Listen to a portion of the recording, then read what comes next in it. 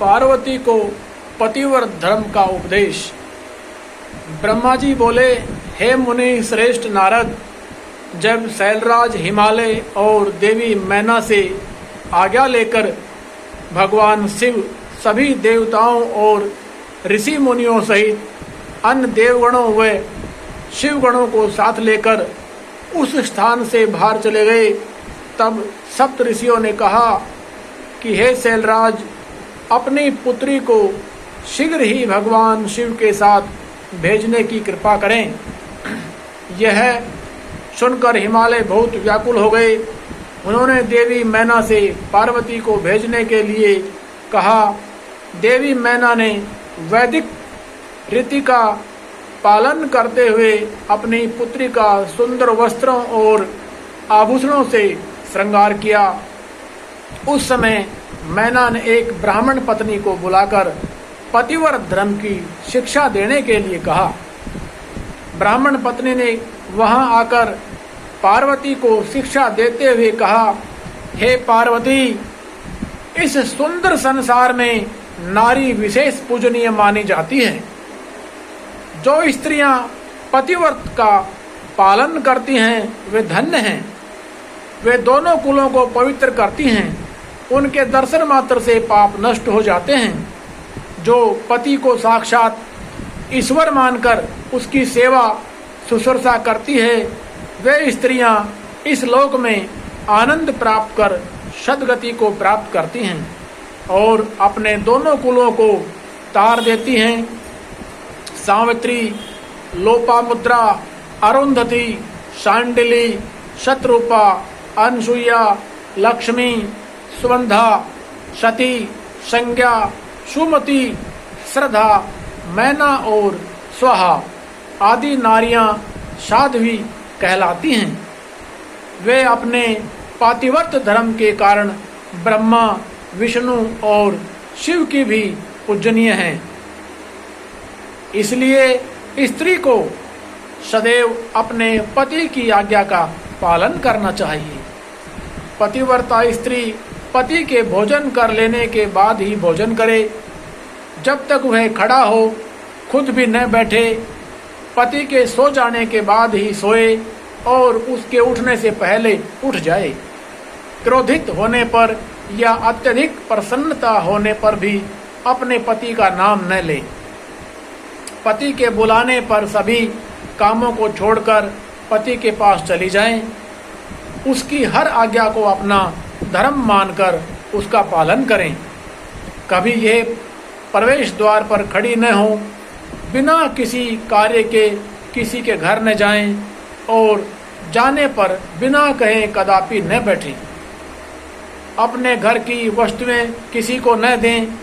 पतिव्रता स्त्री को वस्त्रों और आभूषणों से विभूषित होकर ही अपना मुख पति को दिखाना चाहिए।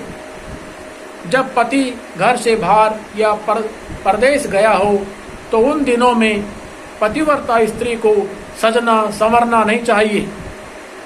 पति के सेवन की चीजें ठीक समय पर जब उसे आवश्यकता हो तुरंत दे दे। अपना हर कार्य चतुराई और होशियारी से करे।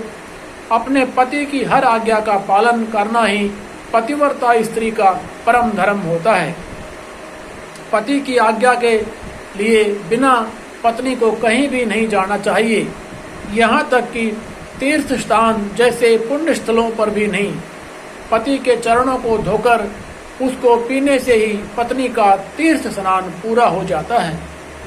पति द्वारा छोड़े गए झूठे भोजन को पत्नी को प्रसाद समझकर खाना चाहिए।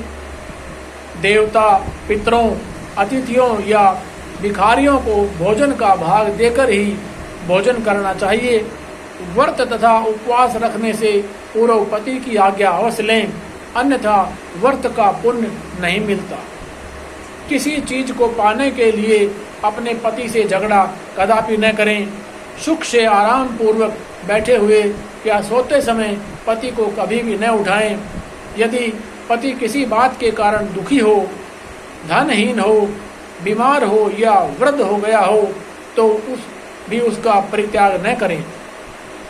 रजस्वला होने पर 3 दिन तक अपने पति के सामने न जाएं, उसे अपना मुख न दिखाएं जब तक स्नान करके शुद्ध न हो जाए। तब तक पति से कोई बात न करें। शुद्ध होकर सर्वप्रथम अपने पति का ही दर्शन करें। उत्तम पतिव्रत का पालन करने वाली स्त्री को सुहाग का प्रतीक माने जाने वाली वस्तुओं जैसे सिंदूर, हल्दी, रोड़ी, काजल, चूड़ियाँ, मंगलसूत्र, पायल, बिछुए, नाक की लौंग, कान के कुंडलों को सदैव धारण करना चाहिए। जो स्त्रियां सुहाग की निशानी मानी जाने वाली इन वस्तुओं को हर वक्त धारण किए रहती है, उनके पति की आयु में वृद्धि होती है। पतिव्रता स्त्री को कभी भी छिनाल, उल्टा आदि भाग्यहीन स्त्रियों के साथ नहीं रहना चाहिए, अर्थात उनसे मित्रता नहीं करनी चाहिए। पति से लड़ने वाली एवं उससे बैर भाव रखने वाली स्त्री को सहेली न बनाएं। कभी भी अकेली न रहें। वस्त्रहीन होकर स्नान न करें। सदा पति के कहे अनुसार चलें। पति की इच्छा होने पर ही रमण करें। उसकी हर इच्छा को ही अपनी इच्छा समझें। पति के हंसने पर हंसे और उसके दुखी होने पर दुखी हों। पतिव्रता स्त्री के लिए उसका पति ही उसका आराध्य होना चाहिए। ब्रह्मा, विष्णु और शिव से अधिक उसे अपने पति को महत्व देना चाहिए। अपने पति को शिव स्वरूप मानकर उसे पूजना चाहिए। पति के साथ लड़ने वाली स्त्री कुतिया या सियारिन के रूप में जन्म लेती है। पति जिस स्थान पर बैठा हो उससे ऊंचे स्थान पर न बैठे, किसी की भी निंदा न करे, सबसे मीठे वचन बोले। पति स्त्री की जिंदगी में सबसे अधिक महत्वपूर्ण होता है, इसलिए उसका सदैव पूजन करें। नारी को अपने पति को ही देवता, गुरु, धर्म, तीर्थ एवं व्रत समझकर उसकी आराधना करनी चाहिए। पति से कभी दुर्वचन न कहे। सास, ससुर, जेठ, जिठानी, गुरुओं सहित सभी बड़ों का आदर करें। उनके सामने कभी ऊंचा न बोले और न ही हंसे। बाहर से पति के आने पर आदर पूर्वक उसके चरण धोए। जो मूढ़ बुद्धि नारियां अपने पति को त्याग कर वे विचार करती हैं अथवा दुष्ट पुरुषों के सानिध्य में रहती हैं, वे उल्लू का जन्म लेती हैं। पति से हीन नारी सदा के लिए अपवित्र हो जाती है। तीर्थ स्नान करने पर भी वह अपवित्र रहती है। जिस घर में पतिव्रता नारी का वास होता है, उसके पति, पिता और माता तीनों के कुल तर जाते हैं। सिद्धेश्वर लोक की शोभा बढ़ाते हैं। इसके विपरीत जो स्त्रियां पर पुरुषों की ओर आकर्षण होकर अपने मार्ग से भटक जाती हैं, वे अपने साथ साथ अपने कुल का भी नाश करती हैं। पतिव्रता नारी के स्पर्श होने मात्र से ही वहाँ की भूमि पावन और पापों का नाश करने वाली हो जाती है। सूर्य, चंद्रमा तथा वायुदेव भी पवित्रता नारी का स्पर्श करते हैं ताकि वे दूसरों को पवित्र कर सकें। पतिव्रता पत्नी ही गृहस्थ आश्रम की नींव है, सुखों का भंडार है, वहीं धर्म को पाने का एकमात्र रास्ता है तथा वहीं परिवार की वंश बेल को आगे बढ़ाने वाली है। भगवान विश्वनाथ में अटूट भक्ति भाव रखने वाली शिव भक्तों को ही पतिव्रता नारियों की प्राप्ति होती है। पत्नी से ही पति का अस्तित्व होता है। एक दूसरे के बिना दोनों का कोई महत्व नहीं रह जाता है। पत्नी के बिना पति देव यज्ञ, पितृ यज्ञ और अतिथि यज्ञ आदि कोई भी यज्ञ अकेले संपन्न नहीं कर सकता। पतिव्रता नारियों को पवित्र पावनी गंगा के समान पवित्र माना जाता है। उसके दर्शनों से ही सब कुछ पवित्र हो जाता है। पति पत्नी का संबंध अटूट है। पति प्रणव है और पत्नी वेद की ऋचा है। एक तप है तो एक क्षमा है। पत्नी द्वारा किए अच्छे कर्मों का फल पति को हे गिरिजानंदरी, शास्त्रों में पतिव्रता नारियों को 4 प्रकार का बताया गया है: उत्तम, मध्यमा, निकृष्टा और अति निकृष्टा। ये पतिव्रता स्त्रियों के भेद हैं। जो स्त्रियां स्वप्न में भी सिर्फ अपने पति को ही स्मरण करती हैं, ऐसी स्त्रियां उत्तमा पतिव्रता कहलाती हैं।